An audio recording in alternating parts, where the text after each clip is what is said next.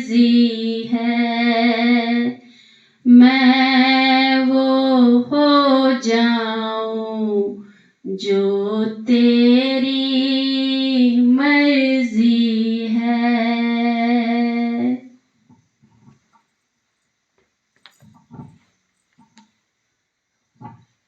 ये गीता जी ने उसी दिन जब अपनी अनुभव सुना रहे थे, गीता जी ने बोले थे मैं कुछ नहीं बोलूंगी, कि बस 2 ही लाइन बोलूंगी, ये मेरी अर्जी है, मैं वो बन जाऊं जो तेरी मर्जी है। तो ये जो वाक्य बोले, जैसे हम बताते हैं आपको कि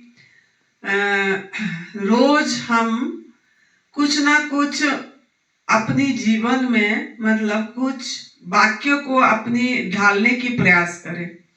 तो सबसे पहले मैं हमारे सदगुरुदेव स्वामी अखंडानंद गिरी जी महाराज जी के चरणों में प्रणाम कर रही हूँ। बीबी चौहान गुरु जी को प्रणाम कर रही हूँ और पूरी अस्तित्व, पूरी ब्रह्मांड को प्रणाम, और आप सभी साधकों को मेरा नमस्कार। मैं साध्वी आनंदी माँ दिव्यासी आश्रम सुंदरनगर मंडी डिस्ट्रिक्ट हिमाचल प्रदेश में निवास करती हूँ। मेरा फोन नंबर है 8219172304। सुरेश बेटा का फोन नंबर है 9729018002।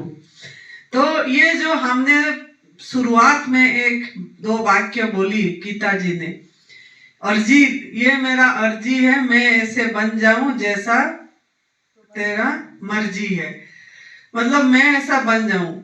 तो हम कैसे बने ताकि हम प्रभु जैसा चाहते हैं ऐसा हो जाए, मतलब तो कैसे हो पाएंगे ऐसे? ये खाली वाक्य बोलने से नहीं हो पाएंगे, कुछ हमको खुद को पुरुषार्थ करना पड़ेगा, खुद प्रयास करना पड़ेगा थोड़ा। जैसे उन्होंने, परमात्मा ने, ईश्वर ने हमको मनुष्य जीवन दिए, जन्म दे, और वो सो गए मतलब वो देखने वाला बन गए। आपको आपकी कर्म के हिसाब से मनुष्य जीवन मिल गया। 84 लाख योनि पार करके आपने कुछ पुण्य कर्म करे, कुछ अच्छा कर्म थी, तो आपको मानव जीवन मिला। तो मानव जीवन प्रभु ने दिए, परमात्मा ने दिए, लेकिन आपको छोड़ दिए। अब तेरा मर्जी है, तू क्या करेगा, मैं तो तेरे को मनुष्य जीवन दे दिया। फिर हम क्या करते हैं ना, हम कुदरत को भूल जाते हैं, कानून को भूल जाते हैं, नियमों को भूल जाते हैं, ईश्वर को सम्मान करना, आदर करना भूल जाते हैं। फिर हम भूल के हम उलझ जाते हैं ये संसार में, ये माया में, ये अज्ञानता में।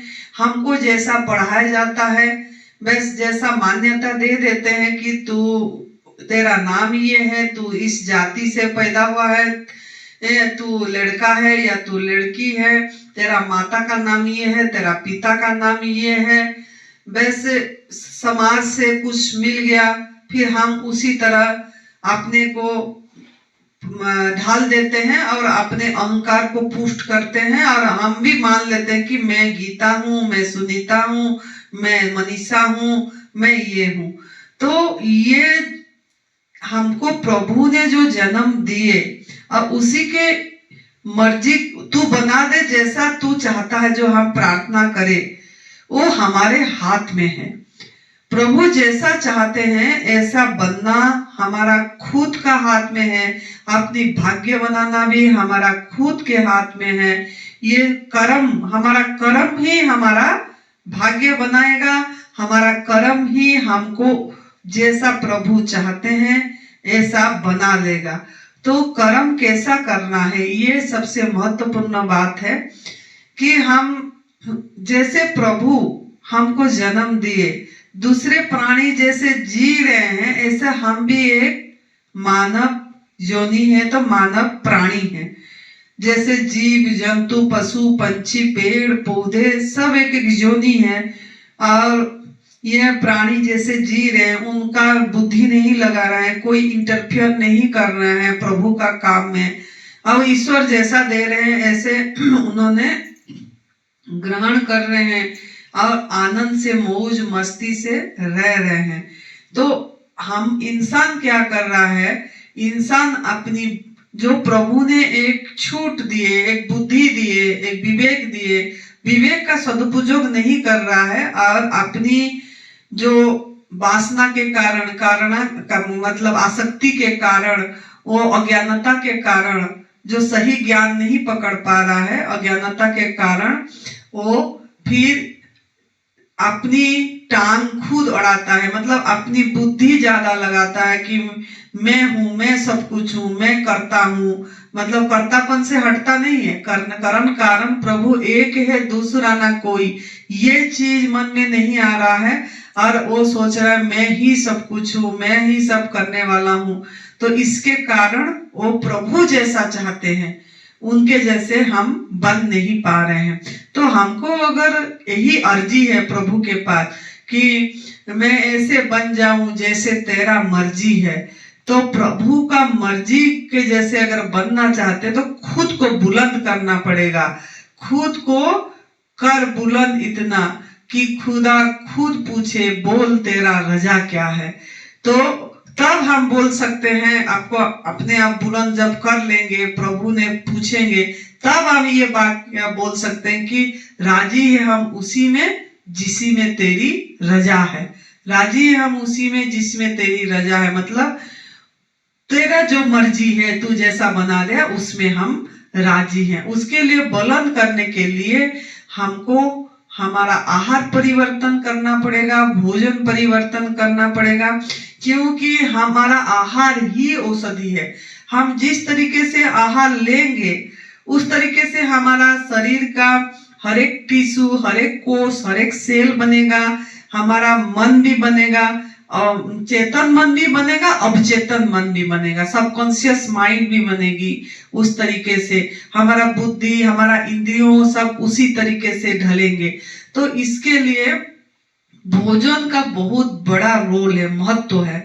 और बाकी क्या महत्व है ना, जो हम अयोग्य आहार ले लिए, गलत आहार, हमारा आहार ये नहीं है कि आग में पका के भोजन करें, किसी प्राणी का आहार को छीन के भोजन करें, पराई माँ को दूध को छीन के भोजन करें, कि बीड़ी सिगरेट नशा करें, नॉन वेज खाएं, पैकेट बंद फूड खाएं, पिज्जा बर्गर, ये नूडल्स चाउमीन ये सब खाएं, ये सब हमारा आहार नहीं है। इससे इसको हमारा शरीर में नो एंट्री करना पड़ेगा, और नो एंट्री का मतलब ये फिक्स करना पड़ेगा, इसको 440 वोल्ट सोचना पड़ेगा, और इसी से हमको दूर रहना है। और लेना क्या है, जो हमारी आहार है, जैसा दूसरे प्राणी का आहार है, जैसे दूसरे प्राणी कोई भी आग में पका के नहीं ले रहे हैं, प्रभु ने शाकाहारी को शाकाहारी आहार मिल रहा है, मांसाहारी पशु को या मांसाहारी पंछी मांसाहार भी कर रहा है, उसको अपनी आहार सब मिल रहा है और समय पे ले रहे हैं। उनको कोई डॉक्टर हॉस्पिटल कुछ नहीं है, आनंद से जी रहे हैं। कोई तबीयत खराब होने से आहार त्याग कर देते हैं, उपवास कर लेते हैं वो लोग भी। तो इसी तरह हमारा भी जीवन होना चाहिए, हमको कुछ करने की जरूरत नहीं पड़ेगी अगर हम इस तरीके का जीवन जिए कि प्रभु ने हमको मनुष्य जीवन दिए हैं भजन करने के लिए, सुमिरन करने के लिए, ध्यान करने के लिए, उसके तरफ जुड़े रहने। एक तार हमारा मतलब जो नेट कनेक्शन नहीं है, नेट कनेक्शन नहीं है, बोलते रहते हैं मोबाइल में नेट नहीं है, नो कनेक्शन, तो आपका नेट का कनेक्शन प्रभु के साथ होना चाहिए, परमात्मा के साथ होना चाहिए। हर समय नेट ऑन रहना चाहिए, नेट ऑफ होना ही नहीं चाहिए। तो ये सब करना पड़ेगा आपको, ये पुरुषार्थ करना पड़ेगा। और भोजन आपको गॉड मेड फूड लेना पड़ेगा, जैसा प्रभु ने दिए हैं, जैसा परमात्मा ने दिए हैं वो आहार, उसी को बिना अपना मतलब तोड़ मोड़ नहीं करना है, उसको प्रोसेस नहीं करना है कुछ भी। ऐसे आहार को धीरे धीरे हम मतलब अपनी एक जीवन शैली बनाएं, मतलब पूरी तरह गॉड मेड फूड में उन्हीं का प्रसाद को हम लें, उसी महाप्रसाद को हमारे शरीर में जो प्रभु बैठे हैं उन्होंने बनाए हैं, उनको वही चीज अर्पण करें, धन्यवाद दे के ओह भाव में भर के हमने लें, और कुछ ना करें, उसको भजन करें, उनको सुमिरन करें। कुछ भी नहीं करेंगे तब भी हमारा जीवन इतनी बढ़िया बनेगा। ये कामधेनु है। तप सेवा सुमिरन का मार्ग, ये नई भोजन पथा प्राणी एडवांस न्यू डाइट सिस्टम को याद रखना है। हमारा गुरुजी ने यहाँ आके वो डिक्लेयर करे कि एडवांस न्यू डाइट सिस्टम में कोई पका वाला भोजन नहीं होता है। 1 चम्मच भी पका वाला भोजन नहीं लेना है। अगर हम ऐसा जीवन जिएंगे, पूरी तरह प्रभु को समर्पित हो जाएंगे, पूरी तरह समर्पण भाव हो जाए हमारा, मतलब अपना बुद्धि किसी में न लगाएं, मतलब जहाँ ले चलोगे वहां मैं चलूंगा, जहाँ नाथ रख लोगे वहां मैं रहूंगा, ये सब चीजें हम गाते भी हैं ये भजन, लेकिन उतरता नहीं है जीवन में। कि जब भी कुछ परिस्थिति कुछ अलग हो जाता है तो विरोध भाव आ जाता है हमारा मन में, एक शिकायत भाव आ जाते हैं, कंप्लेन भाव आ जाता है। तो हमारे जीवन मतलब नो कंप्लेन वाला जीवन होना चाहिए, और मतलब चुनाव रहित जीवन होना चाहिए, प्रतिक्रिया रहित जीवन होना चाहिए। तो ये जीवन लाना है हमको, तो वही प्रभु का मर्जी है। तो हमको इस तरीके से करना है, तो हमको थोड़ा हमारा परिवर्तन करना पड़ेगा, हमारा भोजन परिवर्तन करना पड़ेगा। जो हमको जन्म से, बचपन से जो संस्कार दे दिया गया है कि पका वाला भोजन तेरा भोजन है, ये खाओगे तो कैल्शियम मिलेगा, ये खाओगे तो B12 मिलेगा, ये खाएंगे तो विटामिन D बढ़ेगा, ये सब चीजें जो पढ़ाया गया है शिक्षा, ये शिक्षा को हम छोड़ के, जैसा दूसरा प्राणी को कोई पढ़ाया नहीं जाता है, कोई इनका स्कूल कॉलेज नहीं है, कोई शिक्षा नहीं दिया जा रहा है, वो तो सिर्फ प्रभु के मर्जी में अपनी मर्जी मिला दिए और उन्होंने अपनी जीवन खुशी से जैसा परमात्मा जिला रहे हैं उसे जी रहे हैं। तो हमको भी जीवन जीना है, हमको जीवन को उत्सव नहीं मना रहे हैं और जीवन को एक कठिन ये ले जा रहे हैं। हम जीवन को एक अलग तरीके से जी रहे हैं, एक हम पशु से भी गए गुजरे जी रहे हैं, मतलब हम उसमें आनंद का महसूसियत नहीं कर रहे हैं। तो हमको आनंद का महसूसियत, तृप्ति का महसूसियत तब होगी जब हम जीवन जीना सीख जाएंगे।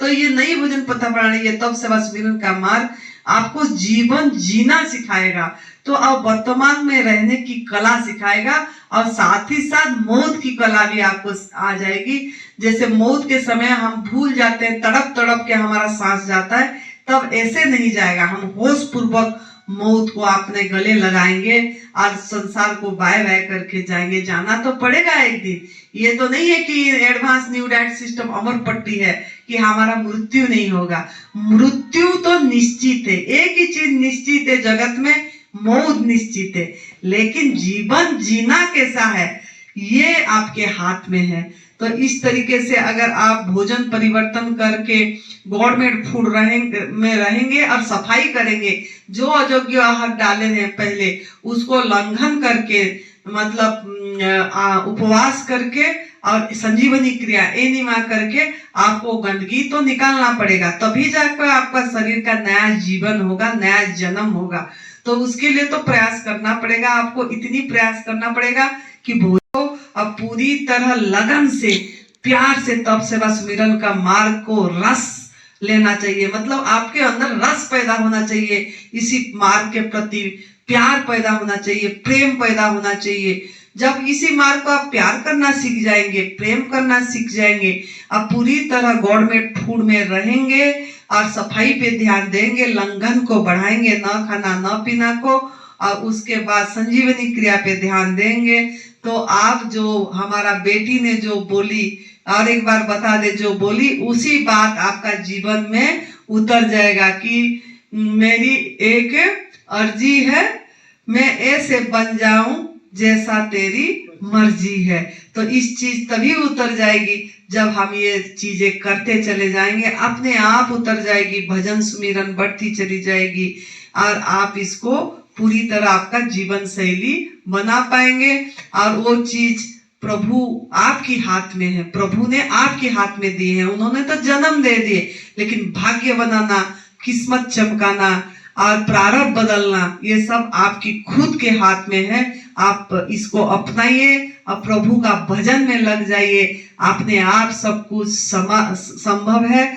Nothing is impossible, everything is possible. ये चीज भी आप खुद देखेंगे जब इस मार्ग में धीरे धीरे कक्ष को बढ़ाएंगे और आगे जाएंगे, और हर समय प्रसन्न रहेंगे, मुस्कुराते रहेंगे, सबको हंसाते रहेंगे, हंसते रहेंगे। आपको देख के किसी का मुख से प्रसन्नता आ जाए, किसी का मुख में हंसी आ जाए, तो ये आपका जीवन पूरी ऐसे बन जाएगी जैसे प्रभु चाहते हैं, जैसे परमात्मा चाहते हैं। तो इस तरीके से अपनाइए, खुश रहिए, मस्त रहिए, तंदुरुस्त रहिए। जय तंदुरुस्ती, जय तंदुरुस्ती।